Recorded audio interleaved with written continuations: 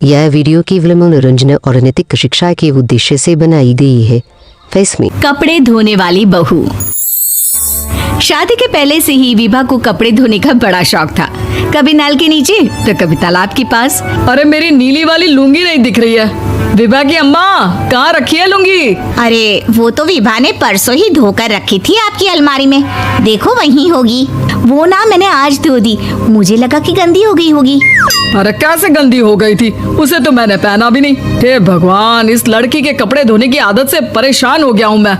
जितना तो घर में राशन नहीं आता उससे कहीं ज्यादा डिटर्जेंट पाउडर का खर्चा है। इसकी शादी करवा दो, शादी जाए अपने घर में ही करे काम, फिर चाहे घर के कपड़े धोने हो या पूरे गांव के।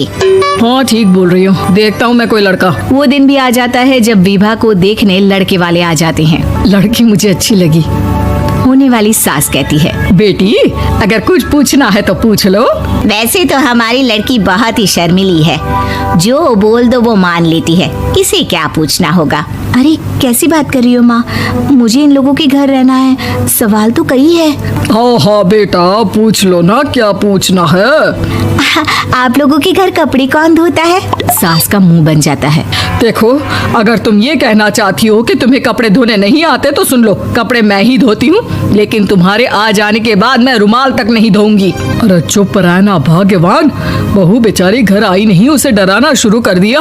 वो क्या है ना बिटिया, अभी तक तो ये कल्लू की माँ ही धोती थी, लेकिन अब तुम्हारे पापा तो दहेज में वॉशिंग मशीन देंगे ही। तभी विभा की माँ बोल पड़ती है, सवाल भी पूछा तो क्या। वैसे भाई साहब, मशीन की तो फिर भी कपड़े धोने की कैपेसिटी होती है, मतलब जो बिटिया दे रहे हैं ना विभा, इसे कपड़े धोने का बहुत शौक है। ये आप लोगों के क्या आस पड़ोस गांव मोहल्ले सबके कपड़े धो दे और उफ तक ना करे। बाहर देखा नहीं आपने कितने कपड़े सूख रहे हैं, सब हमारी बिटिया ने ही तो धोए हैं। बस भी करो ना माँ, शर्म आ रही इतनी तारीफ सुनकर। और तो और एक दाग निकाल कर दिखाओ तो मान जाओ। हाँ अच्छा माफ करना बेटा, मैंने गलत समझा, हमें तो रिश्ता बहुत पसंद है। और ऐसे जुड़ जाता है रिश्ता कपड़े धोने का शौक रखने वाली विभा का। उसकी शादी हो जाती है कोयला फैक्ट्री में काम करने वाले कल्लू के साथ। शादी के बाद अचानक विभा चिल्लाती हुई सास के पास आती है, सासू माँ, अरे सासू माँ कहाँ है आप? ये तो धोखा है, धोखा दिया आप लोगों ने मुझे। इसे ससुर के चक्कर के बारे में पता चल गया। अरे तो उसमें तुझे क्यों धोखा मिला है? अरे नल में पानी नहीं आता, कपड़े कैसे कब धुलेंगे? अच्छा तू पानी नहीं आ रहा उसकी बात कर रही है। तो आपने क्या सोचा? कुछ नहीं। अच्छा तेरी माँ ने कहा था कि कपड़े धोने का शौक है तुझे, याद आया मुझे। शौक बोलकर कपड़े धोने वाले मेरे जुनून को कम ना आके सासू माँ, कपड़ा धोना मेरा गुरूर है। तभी पति भी वहाँ आ जाता है। अभी मैंने इसे सनी देओल की फिल्म दिखाई है, उसी के डायलॉग मार रही है माँ। अच्छा सुन, साफ बता रही हूँ, पानी सुबह 4 से 6 और शाम को 10 से 12 आता है, समझी? विभा टाइमिंग सुनकर हैरान हो जाती है।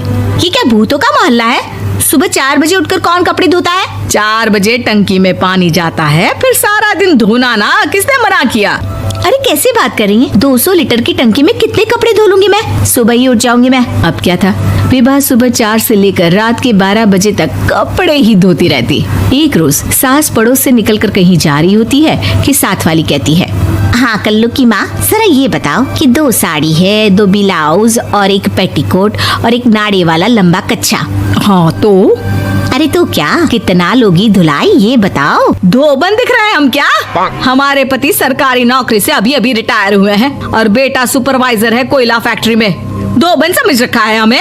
हाय रे कल्लू की अम्मा, माफ कर दो, वो तो मोहल्ले में यही सब बता रहे थे कि तुमने बहू को कपड़ा धुलवाने के काम में लगा दिया है। सास को पड़ोसन की बात सुनकर गुस्सा आ जाता है। वो घर पहुंचती है जहां घर के बाहर ही इतने सारे कपड़े सूख रहे होते हैं जितने कि किसी धोबन के घर पर। अरे ओ कल्लू की दुल्हन, बाहर निकल।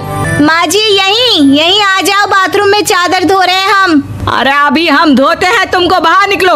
ये आस पड़ोस वाले बोल रहे हैं कि हम बहू से कपड़े धुलवा कर उसे कपड़ा धोने वाली बना दिए हैं। अरे छोड़ो ना माँ जी, किन लोगों की बातों में आती हो। आस पास के लोगों का तो काम ही होता है कि वो किसी तरह सास बहू को लड़ा दे। बहू सारे घर के कपड़े धोती है, ये क्या कम है? बोलिए। सास को भी लग जाता है कि वो बहू का ये सनकीपन नहीं छुड़वा सकती, इससे अच्छा है कि खुद ही चुप हो जाए।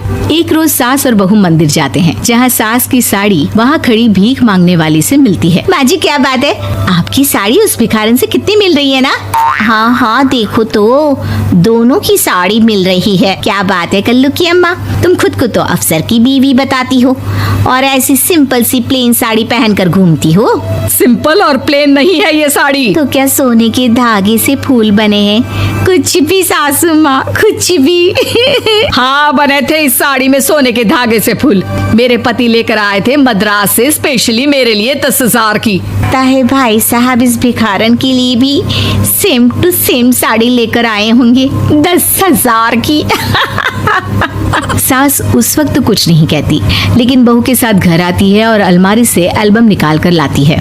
ये साड़ी देख रही है, ये वही साड़ी है जिसे मैंने अभी पहना था।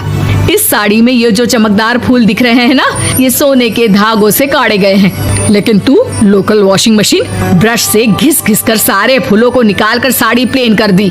मुझे माफ कर दीजिए सासू माँ। और तो और, जब मैंने तुझे तेरी गलती के लिए कुछ नहीं कहा, लेकिन तूने तो सबके सामने मेरा मजाक ही बना दिया। क्यों? बहू को समझ में आ जाता है कि अब से उसका कपड़े धोना बंद।